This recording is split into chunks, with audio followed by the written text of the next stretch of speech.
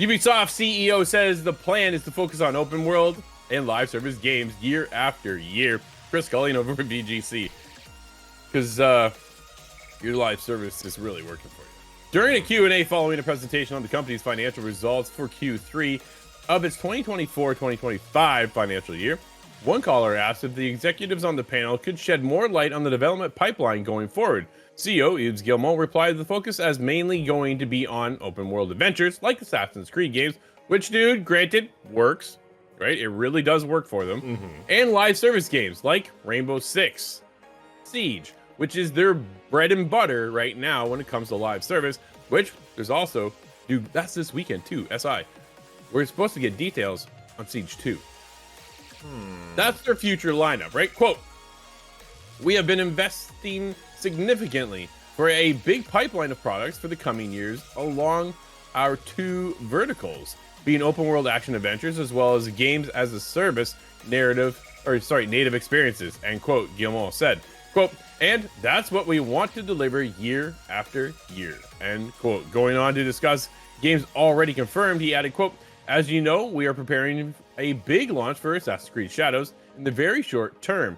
Next year, we'll have big plans that will benefit Rainbow Six across all platforms. That's focusing well, and that's a key milestone in the growth plan for the company. We've announced that Anno 117 Pax Romana will also come next year, as well as the Division Resurgence on mobile. I don't want that. Dude, I want a new Division game. But they've been working on more Division 2 content, which seems to be working as well. So good on them. All of this is coming along well. We haven't provided more color for fiscal year 26, but we'll have more to share by the time of May. And I've just said we have a strong platform for the future years across these two verticals. During the presentation, Guillemot also claimed that Assassin's Creed Shadows pre-orders were in line with those Assassin's Creed Odyssey.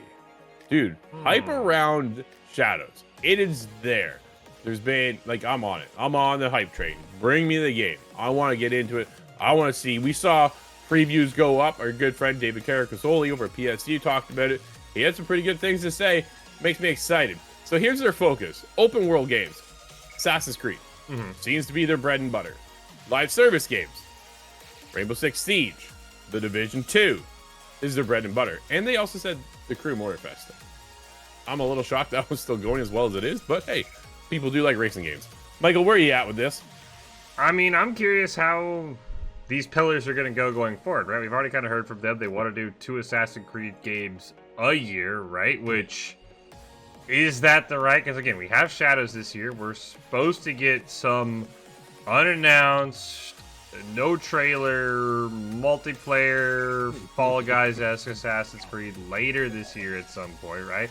Hexy's in the pipeline. I'm just curious if we're going to get Assassin's Creed fatigue in the next few years, if we're getting 2 games a year for Assassin's Creed. Assassin's Creed's more like a game every year, maybe more like every 2 years feels right. Maybe put DLC in the middle. That's the curious one. Rainbow Six is kind of its own beast, but for shooter games, it's kind of in the middle, right? It's not Call of Duty. It's not PUBG.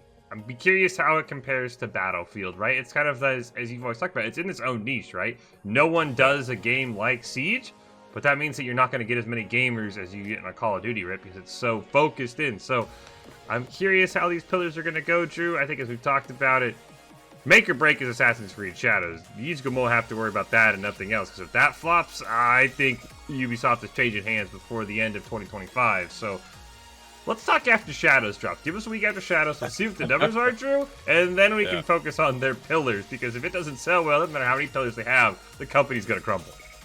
Which is fair enough to say, right? But I think Assassin's Creed Shadows, if it's already in line with Odyssey, I think they're going to be just fine as far as sales go. We'll see how the critics and ourselves feel about the game at the end of the day. Does it really hit where it needs to hit, right? I think that's the biggest telling part of it. Can they pull it off? Dude, they've done it in the past. But we've also seen where they've struggled, though, is their live service experience. Like, we've seen so many games come and go. Rainbow Six definitely leading the charge when it comes to Ubisoft.